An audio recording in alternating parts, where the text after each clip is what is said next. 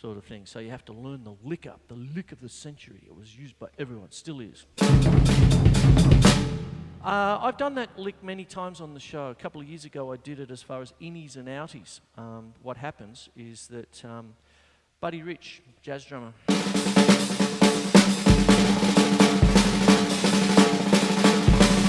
used to shoot out.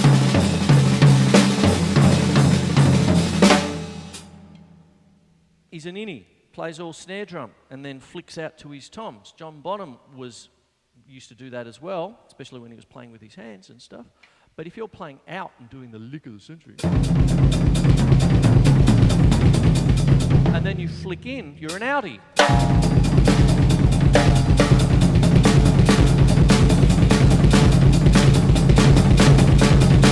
And that's a lick I learned from Ian Pace, actually. It's a John Bonham thing, the big solo on Led Zeppelin's second album.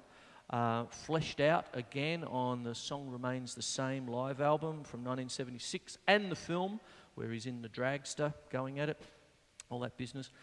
But Ian Pace on Deep Purple's Made in Japan album, 1972, or early 73 perhaps, is generally regarded as one of the two best live albums of the genre. The Who live at Leeds and Deep Purple Made in Japan, two albums that caught The Who and Deep Purple at their absolute best. Please just buy them, okay?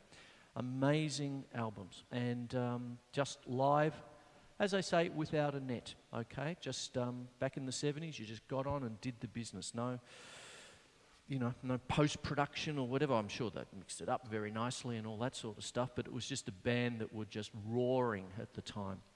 And what happened is that's The Mule by Deep Purple. The actual track itself was on the Fireball album and of 71, but the live version with the extended drum solo that's the lick that I just played, Ian Pace. There you go. There's another name for you from the Chavagners. Back after the break.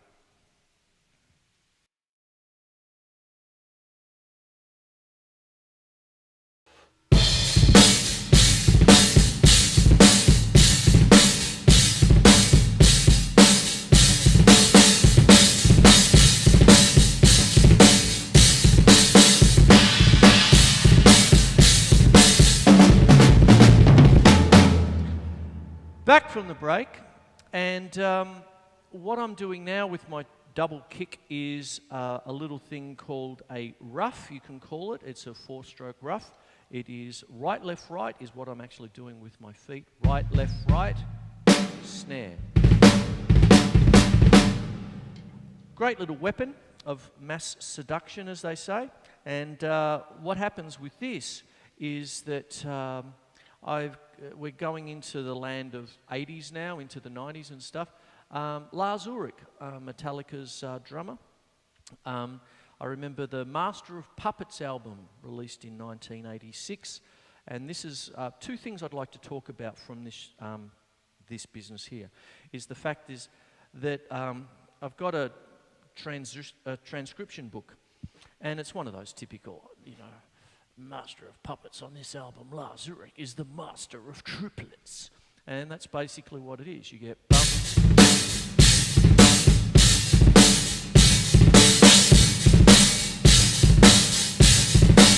Now, that goes back to another Bonham lick that he made famous, but it certainly was a lick that's been done decades before, back in the big band swing days and all of that sort of stuff.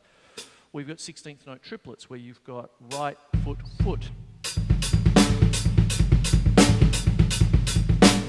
So, going all the way back to the start, where I'm talking about 16th notes, in the most plainest of terms, I'm putting a note in between the main quaver beat, right?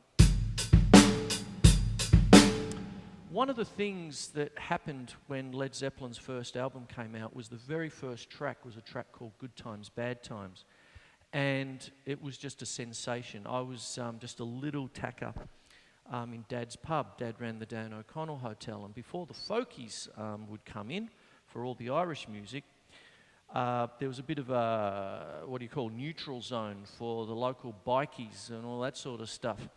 And some of the bikies would come in and go, listen to this album here, bang, and they put it on, and there was good times, bad times. And I was, 9 years old, and listening to this brand new album, and just something about it got me, oh God, what's that? Ooh, there's a bit more to this than the Monkees. Because I used to like the Monkees, as all 6-year-olds do, I suppose. When they were new and fresh and young and ripping off the Beatles. Anyway, that's another story. Maybe I should do another show on that. Anyway, what happens is you've got your normal 16th notes.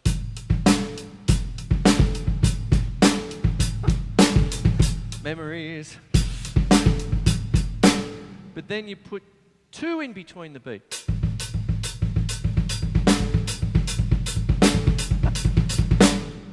And then, of course, you can get into that.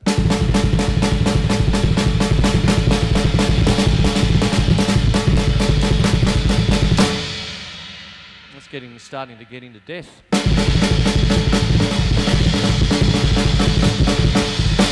Fancy doing death metal with traditional group.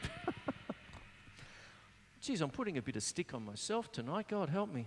Low self-esteem.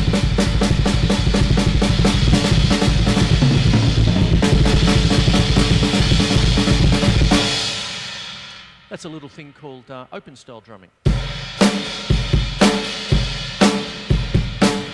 I've hedged my bets a little bit. I've got a Crash Ride. It used to be over here, but I've done a recent swap just for, as they say, shits and giggles.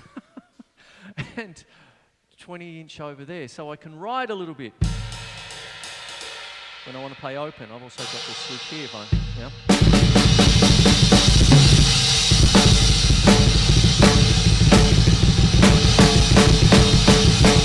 I want to get into it, but I'm just mucking around now.